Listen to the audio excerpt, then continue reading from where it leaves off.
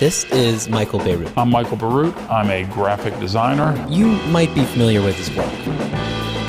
But interestingly, he thinks that logos are just kind of overrated. I am actually often very ambivalent about them. Let's back out a second. What is a logo? Basically the face of a company.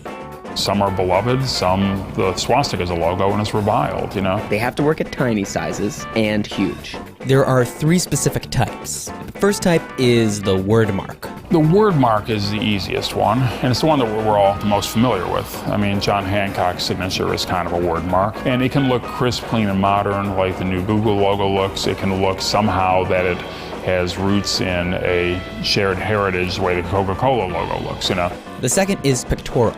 Pictorial logos often function as a kind of rebus, you know, it's a picture and you say what's in the picture and it sort of is identifying the name of the company, sometimes directly like Target, sometimes more indirectly like Lacoste.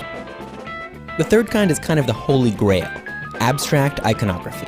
It's everyone's favorite kind of category because it just seems almost like magic, you know. As a designer, people come to me and they'll say, oh, I want like something like the Nike swoosh.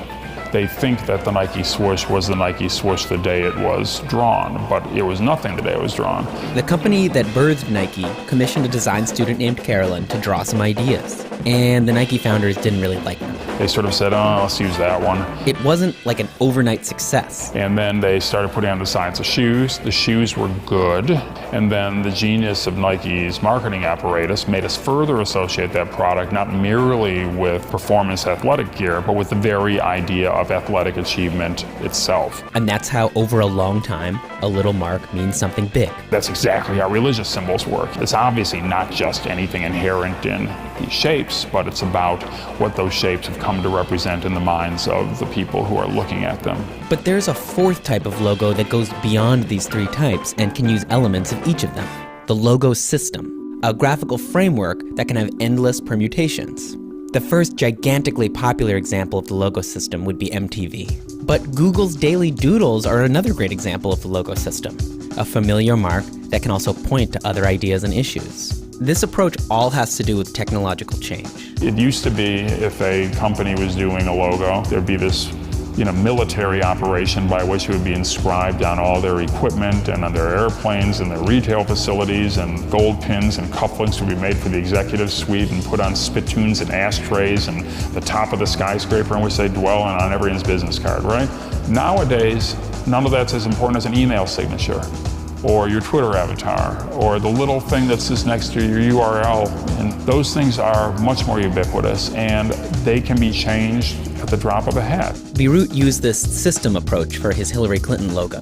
We wanted to have a mark reflect the electorate and reflect the issues. Those simple forms that comprise the H with the arrow in it are actually designed to hold not just two colors, say red and blue, but any colors you want. The use of logo systems seems to be continually on the upswing now, probably because it allows the brand using it to expand the conversation beyond its own name.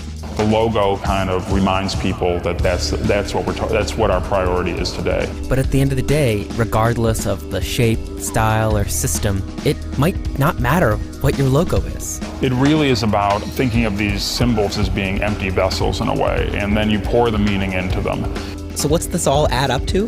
Basically, those fights people get in about new logos are pretty misguided. They think they're judging a diving competition, but actually all these organizations are in swimming competitions. It's not what kind of splash you make when you hit the water, it's how long you keep your head above that water. Logos need to have a long life, not win points in a discussion.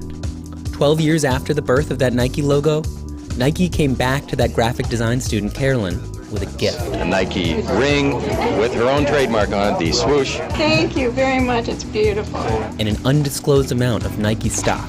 Wow. In 1973, when it was designed, her pay was $35.